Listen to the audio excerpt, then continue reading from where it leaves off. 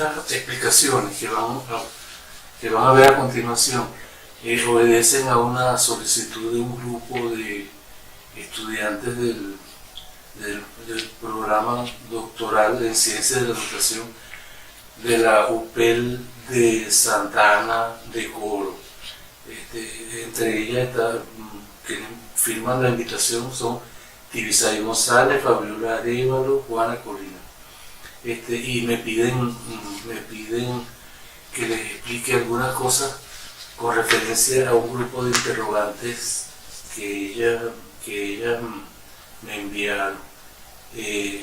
Fíjense, viendo las interrogantes, en realidad son muchas y si me pongo a contestarlas una por una, nos vamos a estar horas y horas aquí. Entonces las agrupé tratando de buscar unidades temáticas, de modo que ahorráramos más tiempo. Hay algunas preguntas en particular que sí les voy a dedicar cierto tiempo, porque me parece que son importantes. Bueno, yo les diría, miren, todas las interrogantes que el grupo del doctorado hace se podrían resumir en 3 temas. Un primer tema es el estado del arte, el estado del arte en general. Y otro tema es el estado del arte en relación con ciertos componentes de la investigación.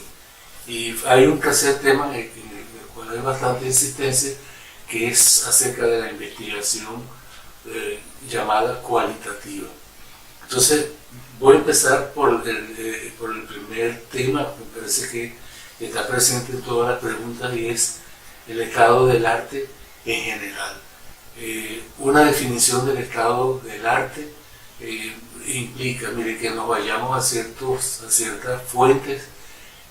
Consideren que la expresión estado del arte es traducción del término que surgió originalmente en los países anglosajones, especialmente en lo que tiene que ver con desarrollo industrial, tecnológico, y que en inglés llama state of the art. Hay varias definiciones de state of the art allá en Estados Unidos. Ellos en particular tienen 2 significados especiales para state of the art. Un primer significado es las palabras de state of the art. Esas 5 palabras están separadas por guiones y tienen la función de un adjetivo, mientras que está la misma expresión de state of the art pero sin guiones, y tiene una función de sustantivo. Vamos a decir que en el primer caso, cuando se trata del estado del arte con guiones y en calidad de adjetivo, se aplica a cualquier, digamos, sobre todo a cualquier objeto que se compre. Entonces la gente dice, por ejemplo, tiene el estado del arte, tiene una computadora que es el estado del arte en materia de computación, es decir, tiene lo último que se ha hecho. O en teléfonos celulares, por ejemplo, tiene el estado del arte del teléfono. Ahora, hay el estado del arte sin guiones como sustantivo, y que ellos lo consideran como el estado de desarrollo en que se encuentra una determinada área o un determinado producto para un determinado tiempo. Entonces, vamos a decir, ustedes pueden hablar del estado del arte de los teléfonos celulares.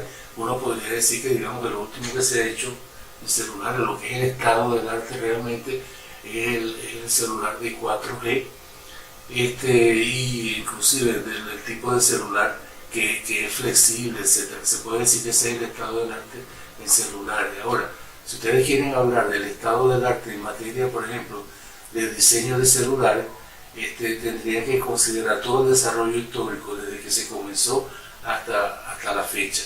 De manera que el estado del arte viene siendo entonces el resumen del desarrollo de una determinada área o de un determinado producto para un determinado tiempo. Fíjense, yo les recomendaría, ¿no? Porque hay cierta divergencia en cuanto al significado, al sentido del estado del arte, que me gustaría que aclaráramos, ¿no? Miren, en ciencias sociales se usa el sistema APA, el de la APA, el sistema de normas APA, de la famosa American Psychology Association. Esa asociación creó, digamos, unas normas que son sobre todo de referencias bibliográficas, citas bibliográficas, etc. Pero también tienen ciertas definiciones, ciertos conceptos. Y las normas APA también consideran la expresión el estado del arte. Lo consiguen en internet, tienen la definición del estado del arte según las normas APA, tal como lo ven allí en pantalla. Tienen un cuadro, un resumen, donde habla más o menos, explica la expresión estado del arte. Si ustedes quieren unificar criterios sobre la expresión estado del arte, me parece que es una buena idea, ya que se usa las normas APA para todo lo demás en lo que es redacción de artículos o de tesis doctoral, etcétera. Ya que se usa las normas APA para referencia, bueno, usemos también la expresión estado del arte como lo conciben la APA. Es una recomendación que le hago. De todas maneras, sepan que hay ciertas divergencias. Por ejemplo, hay gente que confunde estado del arte con antecedentes de la investigación, que a mí no me parece correcto. Ahorita vamos a ver por qué. En el segundo tema, cuando hablemos de la relación de estado del arte con ciertos componentes de la investigación, vamos a ver por qué no podemos confundir estado del arte con antecedentes de la investigación. Entonces, en general, repitiendo, el estado del arte viene a ser la síntesis del desarrollo de una cierta área o de una cierta tecnología para un determinado tiempo. Estado del arte implica que allí esté lo último que el ser humano ha construido en esa área o con respecto a esa tecnología. Esa es la definición. ¿Qué función? Miren, ¿qué función tiene el estado del arte? En general, el estado del arte tiene la función, en materia de investigación, tiene la función de presentar panoramas globales acerca de una cierta problemática, qué es lo que se sabe. Es como hacer un inventario de qué se ha dicho o qué se ha escrito en torno a X cosas. Entonces, ahora hay gente que piensa que hacer el estado del arte para una tesis doctoral, por ejemplo, es algo obligatorio, lo cual no es correcto, ¿oyeron? Porque solamente hacer el estado del arte de alguna disciplina, de alguna problemática, ya eso es en sí una tesis doctoral. O sea, ya eso es todo un trabajo, porque si el estado del arte que hacen es completo, o sea, si no es completo no sirve. Y para que sea completo, ustedes tienen que incluir todo lo que se ha construido sobre el tema, sobre la problemática, todo lo que se ha dicho. Ahí no deben quedar cosas importantes por fuera. Y sobre todo no debe quedar, de lo último que se ha dicho, no debe quedar nada por fuera. Entonces yo no creo que el estado del arte sea parte de una tesis, ni parte de una investigación. Si ustedes consideran el estado del arte como lo hemos definido, entonces no es una parte de la investigación, sino que en sí mismo el estado del arte viene a ser un tipo de investigación, es decir, viene a ser una investigación completa. Es como hacer el inventario de los conocimientos sobre algo.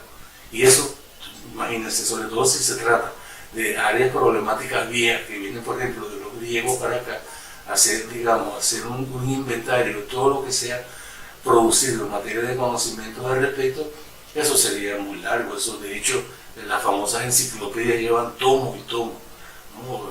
Por ejemplo, el estado del arte en materia de historia, por ejemplo, eso lleva tomos, historia antigua, historia medieval, historia moderna, en fin, todo eso, de manera que no es una parte de la investigación. Ahora, ¿qué es lo que sí es parte de una investigación? Que ustedes averigüen qué hay sobre, qué se ha hecho, qué se ha escrito sobre el problema que ustedes están manejando, pero desde la perspectiva del programa de investigación en el cual ustedes están inscritos. Lo veremos más adelante con el segundo tema. Es decir, hace falta que ustedes den una idea acerca de cuáles son las familias de investigadores que están junto con ustedes en esa misma investigación.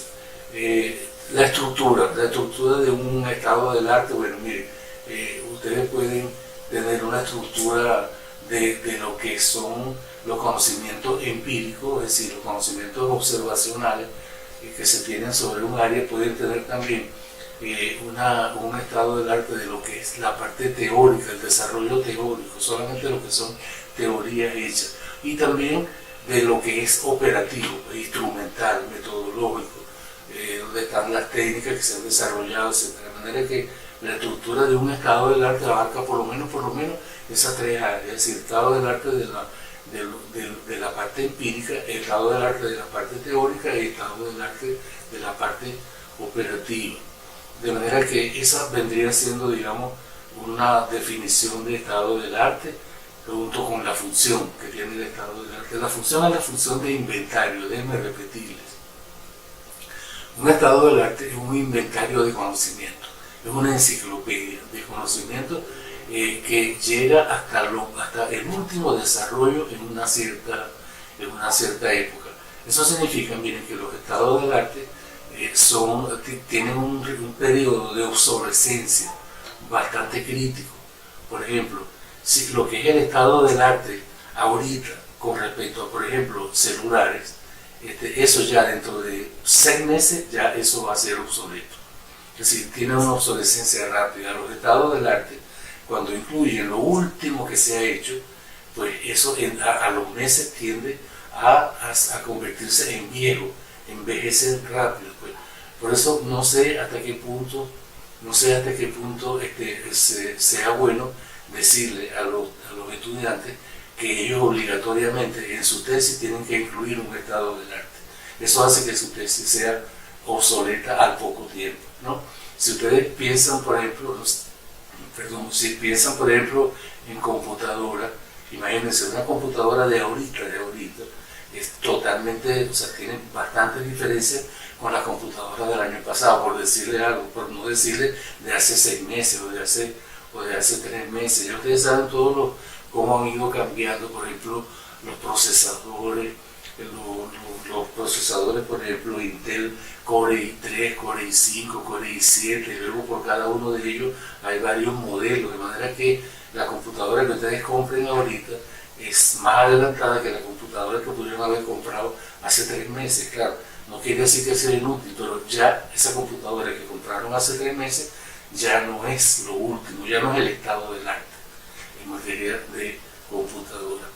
Por eso les digo, obligar a los estudiantes a que en su tesis hagan un estado del arte es obligarlos a que su tesis pronto sea obsoleta, o sea, que envejezca rápidamente. Entonces, ya veremos cómo resolver ese problema de cómo hacer la tesis sin incluir un estado del arte. Bueno, pasamos entonces a la segunda idea, al segundo tema que ustedes plantean en la pregunta, y ustedes casi todas las preguntas, o sea, muchas preguntas buscan relaciones del estado del arte con varias partes. Por ejemplo, el estado del arte con la investigación, ya lo vimos hace un rato. O sea, el estado del arte para un investigador o para la investigación, al estado del arte siendo un inventario de conocimiento, le permite a la investigación saber qué es lo que es nuevo, qué es lo que es viejo, saber por dónde se va marchando en un determinado programa de trabajo, saber, digamos, qué es lo último. Por ejemplo, ustedes dirán, por ejemplo, en física, hasta no hace mucho era la relatividad, lo más novedoso, pero luego vino la cuántica, y ahorita, hasta no hace mucho, estaba la famosa teoría de cuerdas en física, sobre la cual todavía se sigue discutiendo. Pero si ustedes buscan libros de física de, por ejemplo, 1980 o incluso 1990, no existía la famosa teoría de cuerdas en física. Entonces, ¿de qué sirven los inventarios de conocimiento a los procesos de investigación? Bueno, sirven de fuente para saber dónde la investigación se va a ubicar. Y claro, siempre es bueno que existan personas que hagan estado del arte, pero esas son personas que se especializarían en eso solo se dedicarían a hacer estado del arte y no solo se dedicarían a hacerlo una vez, sino a mantenerlos actualizados. Entonces, en el caso, por ejemplo, de cuestiones como Wikipedia, por ejemplo, en Internet, o como ciertas enciclopedias, digamos, que tienen que estar actualizándose cada 3 meses, cada 6 meses, cada año. Debería haber gente dedicada a eso, pero no todo investigador tiene que estar haciendo estado del arte, muy poco, solamente algunos especializados. Esa es la relación que tiene el estado del arte con la investigación. Ahora, ¿qué relación tiene el estado del arte con los enfoques epistemológicos? Yo no sé si ustedes saben que para mí personalmente, por lo menos es lo que yo trato de analizar con mis estudiantes y de orientar a mis tesistas sobre la base de que existen por lo menos 3 enfoques epistemológicos. Yo lo llamo enfoques epistemológicos, ustedes lo pueden llamar perspectiva de investigación. Los enfoques epistemológicos tienen mucho que ver con los estilos de pensamiento y para mí me ha resultado bastante útil trabajar con 3 enfoques epistemológicos, con 3 perspectivas, con 3 maneras de hacer investigación.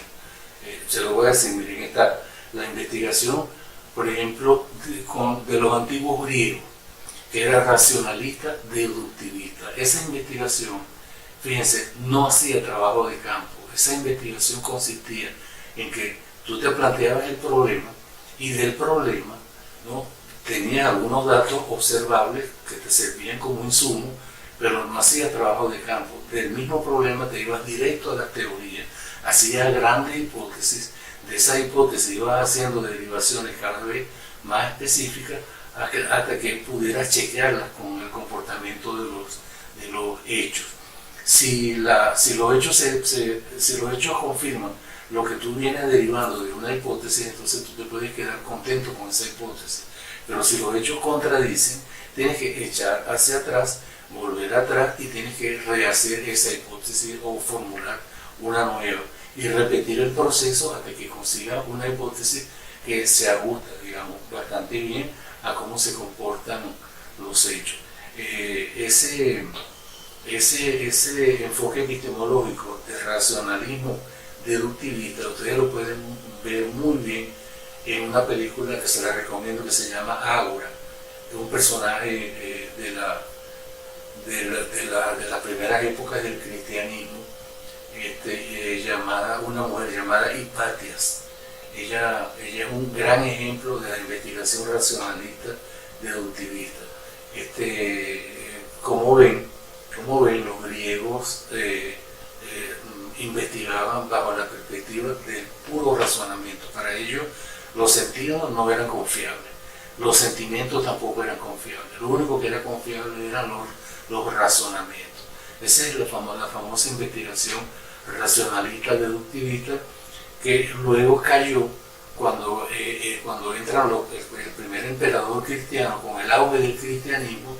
Entonces surge el enfoque de investigación que trabaja con la conciencia íntima, trabaja mucho con la subjetividad, trabaja mucho con las empatías, ese sistema de convicciones en los cuales el conocimiento existe, es dentro de la conciencia subjetiva del individuo, de manera que si tú quieres interpretar algunos hechos que tú ves, esos hechos tienes que traerlos hacia tu conciencia, estudiarlos en tu intimidad, y de allí, San Agustín, por ejemplo, que fue uno de los pioneros de ese enfoque epistemológico, que yo llamo vivencialista, experiencialista, porque de lo que se trata es de vivir las cosas para poder entenderlas.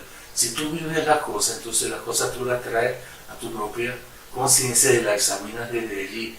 Incluye convivir con las personas, incluye la empatía, incluye ponerse en el lugar del otro. Y entonces, para ello, digamos que lo interesante de la investigación, lo interesante de la ciencia, son aquellos hechos que son vivibles, aquellas experiencias que se pueden vivir.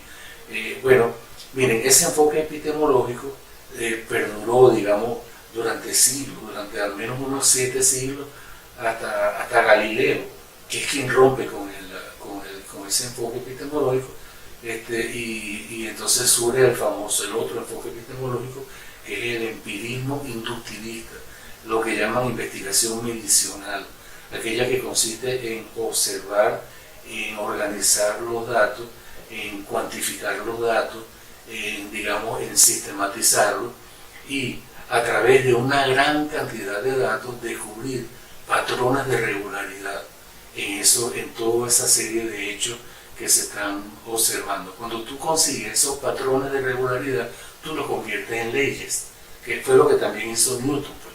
O sea, cuando Newton estudiaba la relación del movimiento entre los cuerpos, redujo toda su investigación a sus famosas 3 leyes.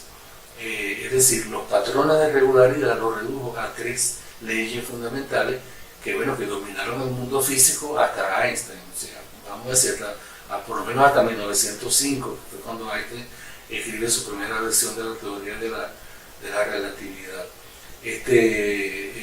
Fíjense, ese enfoque de investigación experiencialista, vivencialista, cede ante las propuestas de Galileo cuando dice no es el Sol que se mueve alrededor de la Tierra, es la Tierra que se mueve alrededor del Sol, cosa que le costó una cadena perpetua prácticamente y tuvo que retractarse de eso, pero impuso el método empirista inductivista, es decir, el conocimiento surge del contacto de los sentidos con la realidad. Lo que son las percepciones sensoriales, eso llega al cerebro, el cerebro lo procesa y lo convierte en información vamos a decir investigativa.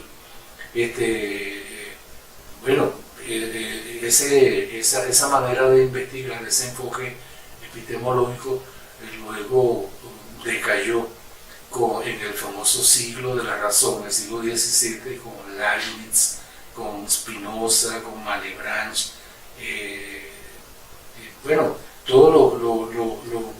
el mismo Voltaire, todos los científicos del siglo XVII que volvieron otra vez al racionalismo de los griegos. Y se impuso de nuevo la investigación racionalista deductivista, la que consistía en pensar. Claro, después tenemos la época nuevamente del positivismo y neopositivismo, donde se destaca nuevamente la investigación medicional, la investigación empirista inductivista, la que procede por los sentidos y de allí por inducción se llega hasta leyes generales que describen patrones de regularidad. Esa forma de investigación estuvo presente en el siglo XX hasta por lo menos 1950, que fue el predominio del neopositivismo. Miren, después del 50, por la década de los 60 y 70, vuelve otra vez en aquel enfoque epistemológico de San Agustín, de la primera época del cristianismo, el vivencialismo, experiencialismo, esa manera de investigar que tiene la condición de que el conocimiento se produce por vivir la experiencia que se está estudiando. De manera que ese tipo de investigación se aplica a los hechos sociales y lo que busca es la comprensión de los fenómenos sociales, la traducción de los fenómenos sociales, la traducción de los simbolismos que hay presentes allí. Eso implica, si vieron la película Gorila en la niebla, ustedes tienen ahí un ejemplo perfecto de ese tipo de investigación en el siglo XX, vivencialista, experiencialista, donde la investigadora Diane Fossey, que es un caso histórico, convive con los gorilas, inclusive trata de convertirse en uno de ellos para saber qué sienten, para saber por qué actúan del modo en que actúan. Dio su vida inclusive en esa investigación. Ahora, a esa investigación la llamaron cualitativa en el siglo XX. Pero ¿qué es la investigación cualitativa? Es nada más que un paradigma, porque miren, el enfoque epistemológico es universal, siempre existió, solo que cuando San Agustín se llamó investigación, digamos, intimista, intuicionista, investigación mística, fue el nombre que le dieron a ese paradigma. Pero luego aquí en el siglo XX, entonces le dan el nombre de investigación cualitativa. Déjenme decirle que con respecto a la relación entre estado del arte y enfoque epistemológico hay que considerar estos 3 enfoques que les acabo de mencionar. Es decir, el racionalista deductivista típico de los griegos, el vivencialista experiencialista típico de San Agustín y de la mujer de gorila en la niebla, de la investigación cualitativa, y finalmente el enfoque epistemológico empirista inductivista típico de gente como Galileo, como Newton, como los mismos conductistas, como Skinner, digamos, toda la investigación sobre el comportamiento que tuvo lugar a comienzos de 1900, a finales de 1800. En fin, esos son los tres enfoques epistemológicos. Ahora, ¿el estado del arte tiene alguna relación con esos enfoques epistemológicos? Claro, por supuesto. Miren, un estado del arte hecho desde el punto de vista, desde el punto de vista racionalista, deductivista, tiene una forma lógica, está estructurado sobre la base de clasificaciones lógicas, y en general sigue patrones estructurales, organizados. Ese es el estado del arte en el enfoque epistemológico racionalista. El estado del arte en el enfoque epistemológico empirista, inductivista, el de Newton, el de Galileo, tiene la forma de mucha estadística, tiene muchos cuadros, muchas cifras, muchas cuantificaciones. Sobre todo, los estados del arte tratan de llevarse a cantidades, pero a cantidades continuas, de matemática continua, pues. Y se trata de conseguir medias, desviaciones típicas. Se trabaja con la frecuencia a la que se pueden traducir los inventarios de conocimiento. Y tenemos finalmente el estado del arte según el enfoque epistemológico vivencialista, experiencialista, que ustedes llamarían cualitativo, ¿no? Ese estado del arte es mucho más libre, pues, y inclusive puede tener formas muy subjetivas, puede tener formas muy libres. Lo que hacen estado del arte bajo el enfoque cualitativista, por supuesto, que ellos privilegian los conocimientos de tipo cualitativo que se han generado y lo trabajan bajo esos mismos patrones, pues. Evitan cuantificaciones, sobre todo tratan de centrarse en cómo se percibe el desarrollo de una determinada área o de una determinada tecnología, cómo se percibe por la humanidad, qué significa para la humanidad, sobre todo eso, en el estado del arte vivencialista, experiencialista o cualitativista, digamos, lo que se persigue es el significado que tienen los conocimientos desarrollados hasta un cierto punto para la humanidad, la función que tienen. Bueno, esa es la relación entre el estado del arte y enfoque epistemológico. Ahora, fíjense, hay otra cosa. ¿Qué relación tiene el estado del arte con la teoría? Miren, no tiene mucho que ver, en el sentido de que no podemos confundir teoría con estado del arte. Como les dije antes, no se puede confundir estado del arte con antecedentes de la investigación, y tampoco, por supuesto, con teoría. Las teorías son universales y son explicativas y son independientes del tiempo. En cambio, el estado del arte está sometido a una línea de tiempo. Un estado del arte no se concibe sino por referencia a un límite de tiempo. Los estados del arte son válidos para una fecha determinada. En cambio, las teorías no. Las teorías son universales, son abstractas y sobre todo son explicativas. Mientras que los estados del arte son descriptivos. Los estados del arte describen qué es lo que se ha construido, qué es lo que se ha hecho en una determinada área. De manera que la relación que tiene con la teoría tal vez podría servirle. Si ustedes analizan, si ustedes tienen delante un estado del arte sobre, por ejemplo, la interacción con las personas adultas, con las personas de la tercera edad, por ejemplo, que es una investigación que está siendo muy desarrollada en México, por ejemplo. O sea, cómo interactuar con las personas de la tercera edad. Y entonces ahí se han producido muchos estados del arte al respecto, que es lo último que se ha hecho en materia de gerontología, por ejemplo, porque eso incluye medicina, eso incluye psicología, para que ustedes vean, los estados del arte son tan amplios que pueden abarcar varias disciplinas. Ahora, ¿qué pasa? Un investigador viendo en un cierto estado del arte, viendo una partecita de un estado del arte, puede imaginarse la explicación abstracta de ese dato que tiene en el estado del arte. De manera que a veces los estados del arte permiten imaginar teorías, permiten formular teorías al menos parcialmente, sino totalmente. Ahora, miren, ¿qué relación tiene? Aquí viene la parte más importante, por eso la dejé de último. La relación entre el estado del arte y los programas de investigación. Miren, a mí me interesa muchísimo esta parte de los programas de investigación. No hace mucho la Universidad Nacional Abierta, en diciembre apenas, celebró el sexto encuentro, creo, de grupos de investigación. Ellos me pidieron una conferencia para ese evento y yo la conferencia precisamente la centré sobre las bases teóricas de la investigación concebida como hecho reticular, es decir, como red, ¿no? Y como un hecho transindividual.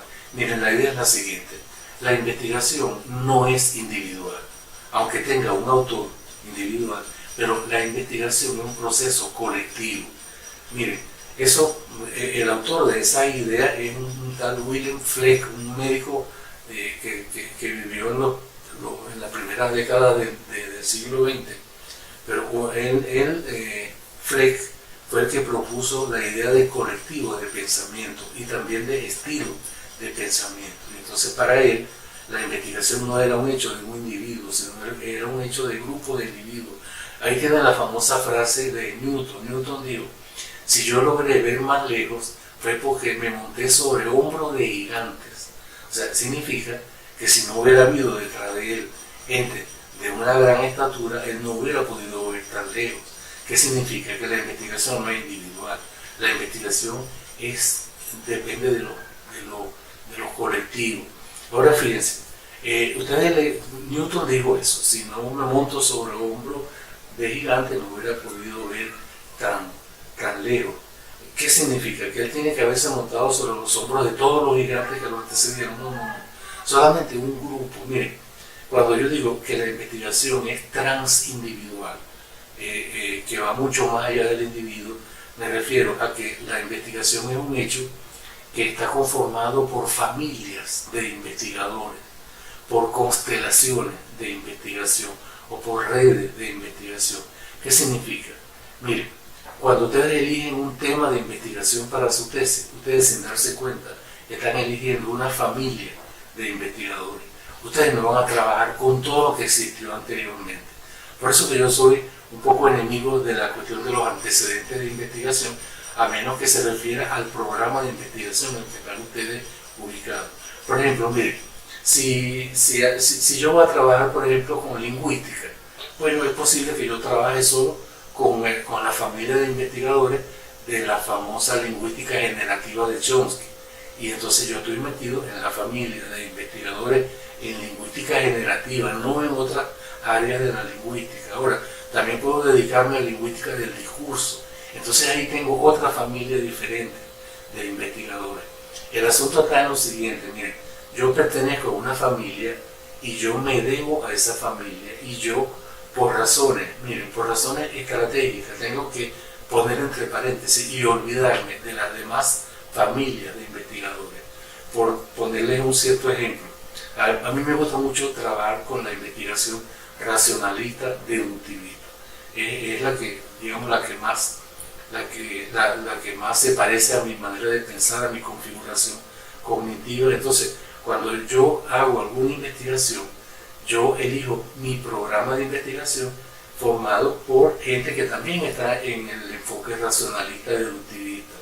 De manera que a mí nadie me puede pedir que en una investigación que yo cite, por ejemplo, a Mohan o a Morin, pues como se escribe, el famoso francés de la complejidad del pensamiento complejo, no está en mi familia de investigadores, ni siquiera simpatizo con él, ¿no? Entonces, por supuesto, yo voy a meterme en una familia de investigadores que es la familia que yo conozco. Ahí están los autores que a mí me interesan, no están otros autores, ¿oyeron? A veces en la defensa de tesis yo oigo a veces objeciones de los jurados que le dicen: pero ¿por qué tú no mencionaste al autor tal? ¿Saben cuál es la respuesta a esa pregunta? no está el autor tal, porque ese autor no pertenece a mi familia de investigadores. Es decir, no está en mi programa de investigación. Ahora mire, el autor de la idea, de la noción programa de investigación, fue Lakatos, Imre Lakatos, un alumno de Popper, también del enfoque racionalista deductivista. Para Lakatos, los programas de investigación eran familias, constelaciones de investigadores que iban haciendo una trayectoria temporal de desarrollo progresivo, de crecimiento progresivo, que muchas veces abarcaba varias generaciones. Por ejemplo, ustedes tienen el programa, por ejemplo, el programa del genoma humano, por ejemplo, que ese programa fue implementado a finales del siglo XX, aproximadamente la década de los 90, y todavía sigue, y ya ha dado varios frutos. Pero si yo me meto en ese programa de investigación, yo solo tengo que ver con lo que se está desarrollando dentro de ese programa. Y mi tesis, mi investigación, debe ser un aporte a ese programa de investigación. Ustedes pueden hablar, por ejemplo, ya que mencionamos a la lingüística, el programa, por ejemplo, de la lingüística generativa, por ejemplo, o el programa de la lingüística discursiva. Esos son programas de investigación que tienen tiempo rodando y produciendo trabajo, produciendo estudios. Si yo elijo esa familia de investigadores, entonces yo solamente trabajo por ahí, de manera que para mí no son antecedentes de investigación, son simplemente componentes de la familia de investigación a la que yo estoy adscrito. Y eso es lo más importante, pues. No antecedentes locos de investigación. Miren, ¿saben por qué es ilógico pedirle a la gente antecedentes de investigación así completos? Porque si ustedes trabajan todos los antecedentes que ha habido en un determinado tema, ustedes, miren, nunca van a terminar. Y siempre va a ocurrir que dejen algo por fuera, porque es imposible abarcar tanto. O sea, ya estamos en el siglo XXI, imagínense toda la cantidad de años que han transcurrido desde la cultura antigua hasta ahorita. Imposible abarcar todo. Yo no puedo tomar como antecedente de investigación todo. No. Yo solo tomo como antecedente de mi investigación lo que hizo mi familia de investigadores, lo que hizo mi programa de investigación. Ahora, los programas de investigación van creciendo según distintas etapas. Un programa de investigación nace con una fase descriptiva, así como el niño cuando nace, en los primeros años lo que desarrolla son conocimientos descriptivos. Fíjense, ahí tienen el caso, por ejemplo, de la biología. La biología fue descriptiva hasta Darwin. ¿Cómo descriptiva? Es decir, se preocupaba de clasificar especies vegetales y animales, clasificaciones, taxonomía. Ustedes recordarán sus años de educación básica, cuando les enseñaban que si vertebrado y invertebrado. Esa era, digamos, la ciencia de la biología, eminentemente descriptiva. Pero con Darwin, la biología pasa a la fase siguiente, que es la fase explicativa, de construcción de teorías. Entonces, Darwin se hace famoso precisamente porque diseña su famosa teoría de la evolución, con aquellas cuestiones de selección natural, la sobrevivencia del más fuerte, la transmisión de los genes de los más capaces, etc., ¿no? Y de ahí en adelante, pues surgió que si la microbiología, en fin, hasta hay incluso biofísica, o hay disciplinas que cruzan, digamos, la astrofísica con la biología, de manera que esas áreas, esos programas de investigación han avanzado muchísimo. Después de la fase explicativa de hacer teoría, hay otra fase en los programas de investigación en que se dedican a corroborar las teorías que se construyeron en la fase anterior. Los físicos son los que están mejor organizados en eso. Nosotros tenemos físicos teóricos, ¿no?, como Einstein, y tenemos físicos de laboratorio, que son los que prueban las teorías, por ejemplo, de Einstein, las prueban en los laboratorios. Y la última fase de desarrollo de los programas de investigación es la fase de investigación aplicada, o aplicativa, o tecnológica. Es aquella fase en que se aprovechan las teorías que resultaron favorecidas en los laboratorios se utilizan para desarrollar tecnología. Y ya sabemos de qué estamos hablando cuando decimos investigación tecnológica. O sea, el tipo de investigación que parte no de un problema en el sentido de incógnita, sino parte de un problema en el sentido de situación problemática que hay que superar. Por ejemplo, el cáncer, por decirle algo. Entonces, ¿qué buscan las investigaciones sobre el cáncer? Son investigaciones todas tecnológicas, aplicativas, que buscan resolver una situación, un mal, y entonces buscan curar la enfermedad. Lo mismo podemos decir de las investigaciones sobre SIDA, eso solo por limitarnos a medicina, pero ahí en toda la área, en todos los programas de investigación, hay la fase tecnológica, la fase aplicativa.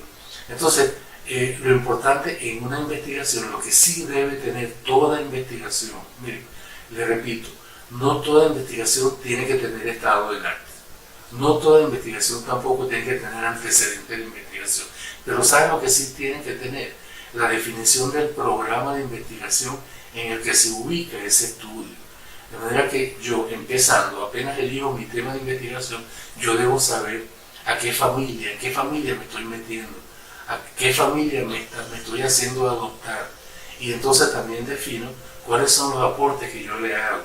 A veces en los libros, a veces dicen que las investigaciones tienen que tener justificación. Claro, pero ¿cuál es la justificación? La justificación es el aporte que yo le doy a mi familia de investigadores, así como se justifican las investigaciones. Entonces, ¿qué tiene que ver el estado del arte con programas de investigación? Bueno, el estado del arte es mucho más amplio, ¿oyeron? El estado del arte no solo es mucho más amplio, sino que tiene un ritmo de obsolescencia sumamente rápido, de envejecimiento, pues, sumamente rápido.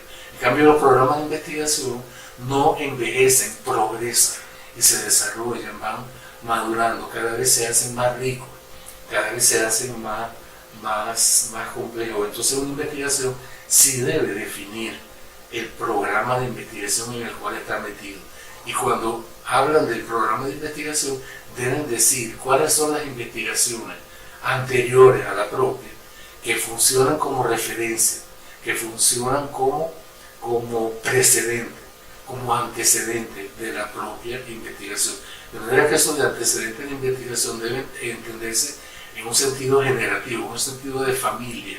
No es que sea antecedente porque tuvo antes, no, es antecedente porque básicamente mi investigación se deriva de ella. O sea, es antecedente porque pare otras investigaciones sucesivas. Entonces esa es la idea de los programas de investigación que sí deben formar parte de cualquier investigación. Yo a mis tesistas siempre les pido que definan cuál es el programa de investigación en el que están ubicados. Yo a mis tesistas siempre les pido, miren, un primer capítulo, que ellos lo pueden llamar del modo que quieran, pueden llamarlo orientaciones generales del estudio, pueden llamarlo aspectos generales, consideraciones generales, como sea. Pero ese primer capítulo debe estar orientado a definir las reglas de juego de la investigación. De manera que un jurado, al leer ese capítulo, ya sabrá si él es responsable participando como jurado o si no lo es. Ese primer capítulo debe contener primero cuál es el enfoque epistemológico que fundamenta esa investigación. Es decir, esa es una investigación empirista, inductivista, de esas que hacen estadística, que hacen análisis de varianza, probabilidades, etc. O en cambio es una investigación racionalista, deductivista, de esa que trabaja con razonamiento, con argumentaciones, así como lo hizo Darwin, como lo hizo Mendeleev, como lo hizo Chomsky, como lo hizo Einstein, en fin. O en cambio es una investigación vivencialista, experiencialista, de esa que trabaja con diseño de convivencia, con vivir experiencia, vivir cosas que ocurren en un determinado escenario, en una investigación que trabaja con empatía, con interacciones. Entonces, en ese capítulo debe estar precisado cuál de esos tres enfoques es el que se usa para la investigación. ¿Qué pasa? El jurado, al leer eso, debe tomar una decisión. Si él no conoce ese enfoque epistemológico y si él es honesto, él debería renunciar a ser jurado. ¿Por qué? Porque él no conoce ese enfoque de investigación. Solo si conoce el enfoque de investigación y si lo comprende, entonces sí puede leer aquella tesis, porque sí la va a entender. La tesis hay que analizarla bajo el enfoque epistemológico en el que está hecho. Yo no puedo, miren, evaluar una tesis, vamos a decir, una tesis medicinal, de esa que trabaja con análisis de varianza, regresión múltiple, media, mediana, desviación típica, etc. Yo no la puedo evaluar desde el punto de vista de lo que llaman investigación cualitativa. Porque según la investigación cualitativa el ser humano no es medible. Y apenas yo vea mediciones, en esa tesis yo voy a decir, nuestra tesis no sirve. ¿Por qué? Porque está midiendo.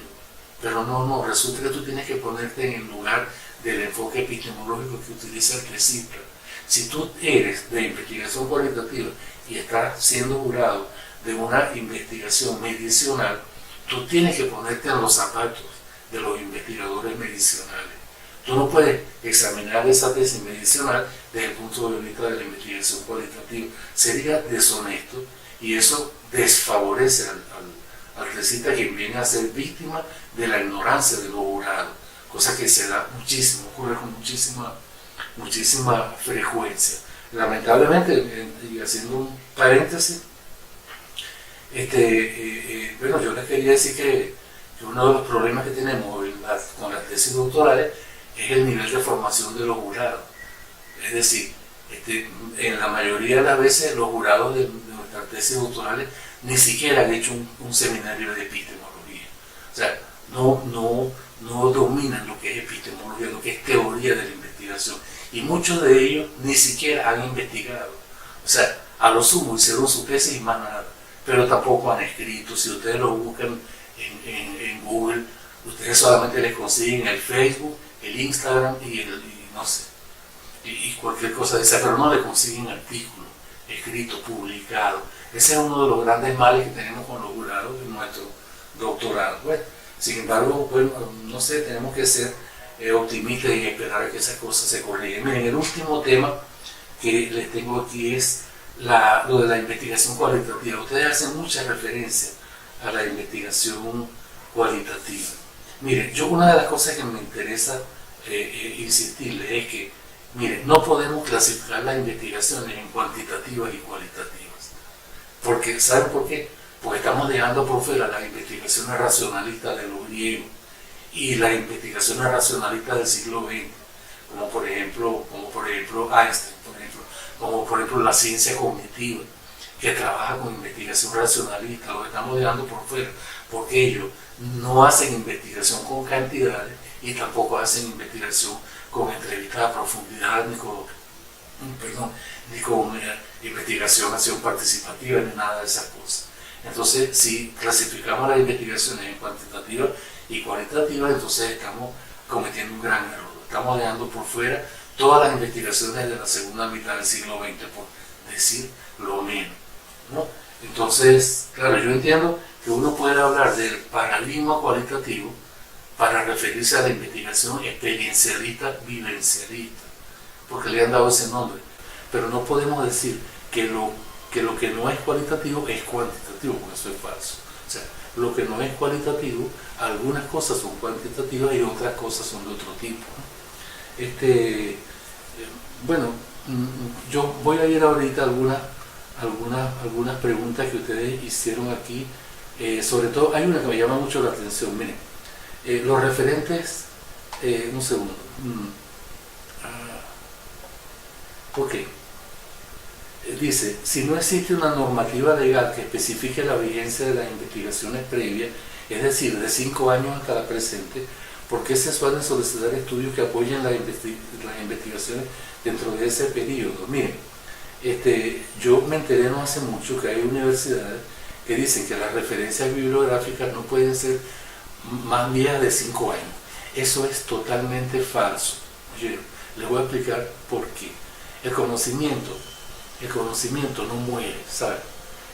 Si eso fuera verdad, yo les puedo citar casos históricos de grandes investigadores que citaron a gente que había existido, cuyos estudios databan de siglos antes. Por ejemplo, Chomsky, en su estudio sobre aspectos de la teoría de la sintaxis, se basa en Descartes, 3 siglos antes, ¿no?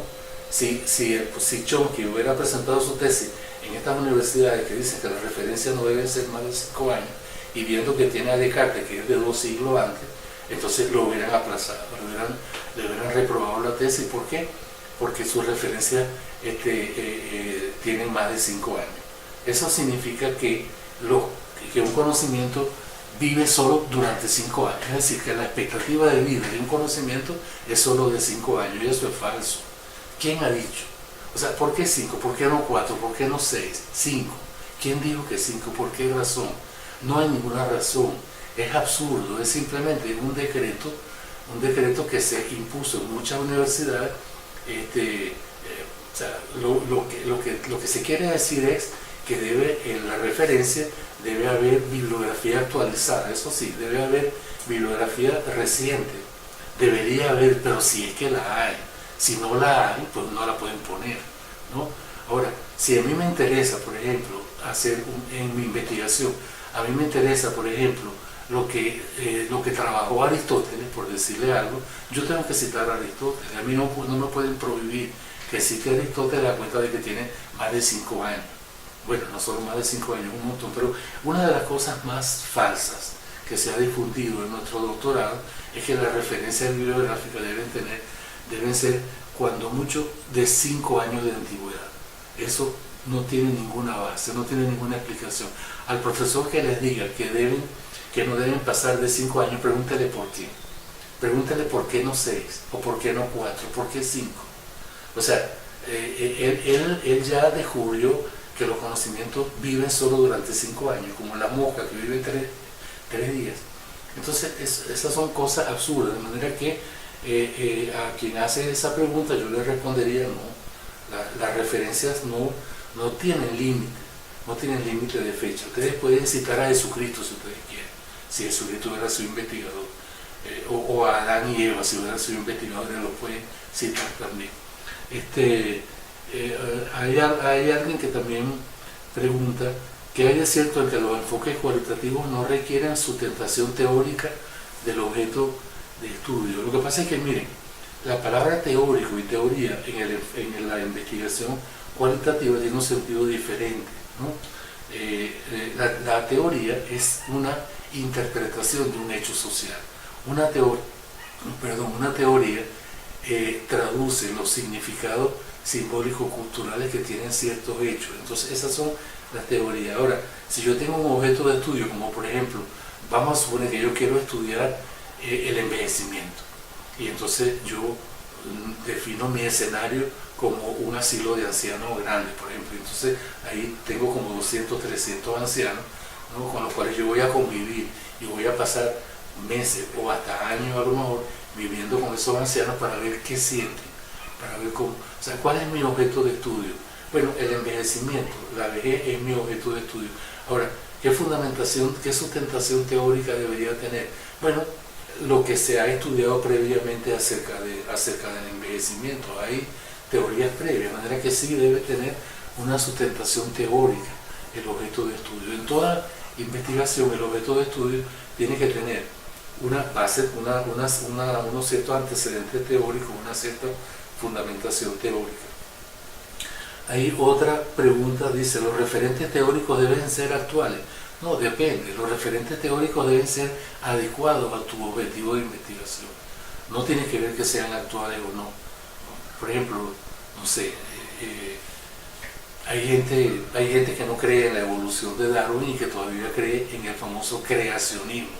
Es decir, la teoría según la cual fue Dios quien hizo la vida y quien construyó todo.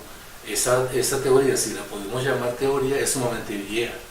Ahora, ¿por qué no usarla? Si me conviene a mis intereses de investigación, claro que debo usarla. Otra persona pregunta, ¿cuál es el mínimo o máximo de los estudios previos a citar? No hay ni un mínimo ni un máximo. Hay lo necesario y lo suficiente para yo poder lograr mi objetivo de investigación. Es decir, estudios previos se refieren, como les dije antes, a mi familia de investigadores. Ahora, en mi familia de investigadores yo me ubico en un cierto punto de desarrollo de esa familia y ahí yo voy a insertar mi investigación. ¿Cuántos estudios debo yo considerar? Lo que me sean suficientes y necesarios para lograr mi objetivo. No hay un número previsto. Bueno, miren, esas son digamos, las ideas que yo capté en la serie de preguntas que me enviaron. No sé hasta qué punto le servirá todo esto que les he dicho, no sé hasta qué punto lo aclaré o los confundí más. Pero en todo caso, bueno, sigo a la orden, pero o sea, si pueden enviarme correos electrónicos y yo con mucho gusto los iré respondiendo en la medida de mi tiempo. Bueno, espero que terminen felizmente su doctorado, que hagan una excelente tesis doctoral y sobre todo les deseo que no sufran tanto, ¿oyeron? Les deseo suerte en el sentido de que no padezcan tanto con jurados que son incomprensibles, con instituciones que son totalmente intransigentes, que son irracionales, y les deseo suerte en todo caso y mucho éxito.